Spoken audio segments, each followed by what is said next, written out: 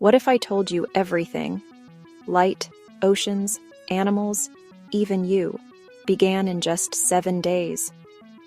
That everything you see, everything you can touch, and indeed, everything you are, began in a story that unfolds over just 7 days. It is a question that invites us to pause and to wonder. Imagine a world waking up for the very first time, a universe being called into existence from silence and shadow. This is the Bible's ancient and profound story of how God created the world. It comes from the very first pages of the book of Genesis, a text that has shaped the thoughts of billions. The story is not one of scientific formulas, but of poetic truth. It is simple in its telling, yet breathtakingly beautiful in its scope. It invites us on a journey day by day to witness the birth of a cosmos and to think, perhaps in a new way, about who we are and why we are here. At first, there was nothing we would recognize. The story begins with an image of profound emptiness, a world described as formless and void. Darkness covered the face of the deep. Into this silent, dark expanse, a voice speaks. It is the voice of God. The first words uttered, "Let there be light," and in an instant, light flooded into existence, light in its purest form. A fundamental separation of brilliance from shadow, order from chaos. God saw that the light was good. He separated light from darkness, day and night. A first rhythm for life, a time for activity, a time for rest. Imagine a vast, dark cavern. Then someone strikes a match. Suddenly, the space is revealed. The darkness is not destroyed. It is given boundaries and a counterpart. Creation begins with an act of distinction, bringing order out of chaos. What does this teach us? Even in our deepest darkness, light can break through. This daily rhythm reminds us of God's first creative act, a steady comfort in our lives. On the second day, God's attention turned to the vast, formless waters that covered everything. Let there be an expanse between the waters to separate water from water. A great vault appeared, pushing some waters up high, leaving the rest below. The Bible calls this expanse sky, a space for life to unfold. It separates moisture above from the oceans beneath. Essential order. Like a master builder, God shaped a protective roof for a future home. The sky holds clouds, filters light, and becomes a canvas for sunrise and sunset. A shield and passageway, a wise and orderly design. What can we learn? Structure and purpose make life thrive. Healthy boundaries in relationships, work, and time create space for growth. Good structure is not restrictive. It is freeing, a framework for beauty. God saw the sky he made. The day was complete. With the sky above, the third day dawned upon a world covered by water. Let the water under the sky be gathered to one place, and let dry ground appear. And it was so. God called the dry ground earth, the gathered waters seas, and he saw that it was good. Let the land produce vegetation, seed-bearing plants and fruit trees. Immediately, the earth burst forth with life, grasses, flowers, great trees, plants with seeds, a living, reproducing system designed to endure. Picture a barren desert becoming a lush garden, the miracle of day 3. The world shifts from monochrome to a riot of color and abundance, the birth of the biosphere, foundation of the food chain to come. What is the lesson? Provision and potential.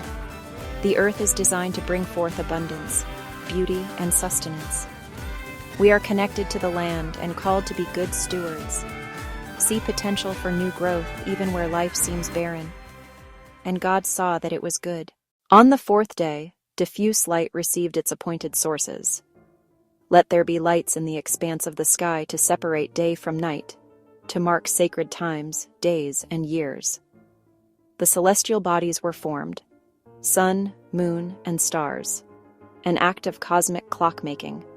They regulate time, days, months, seasons. Imagine lying under a sky of diamonds, a profound peace and awe, This is the gift of the fourth day, lights for function and wonder. They declare God's glory and guide our way. Our lives are meant to have rhythm, seasons of work and rest. Find steady points of light, principles, truths, relationships. We are not lost in a random cosmos. The universe bears order, rhythm, and guiding lights. Day 5, a beautiful world, silent and still. Let the water teem with living creatures. From smallest plankton to the great sea creatures, color and motion explode. Let birds fly above the earth across the expanse of the sky. Wings and birdsong fill the air, each according to its kind, a tapestry of diversity. God saw it was good, and he blessed them. Be fruitful and increase, fill the waters and the sky. A command to thrive and flourish. The fifth day reveals a God who delights in diversity. Every creature has purpose within the intricate web of creation. We are called to cherish and protect a living community, not merely use a resource. Day 6. Let the land produce living creatures according to their kinds. Livestock, creatures that move along the ground, and the wild animals. The land came alive, mighty and small, each fit for its home. Then God said, "Let us make mankind in our image, in our likeness." A unique and special act, the first humans. To be made in God's image is to reflect his character. Reason, creativity, love, communication, moral choice. We are mirrors, designed to show the world something of who God is. God blessed them and gave them a purpose. Be fruitful and increase. Fill the earth and subdue it. As caretakers, not conquerors. A calling to wise, gentle stewardship. Nurture, manage, and help creation flourish under your care. Every human being is uniquely made in God's image. Immeasurable worth, equal dignity.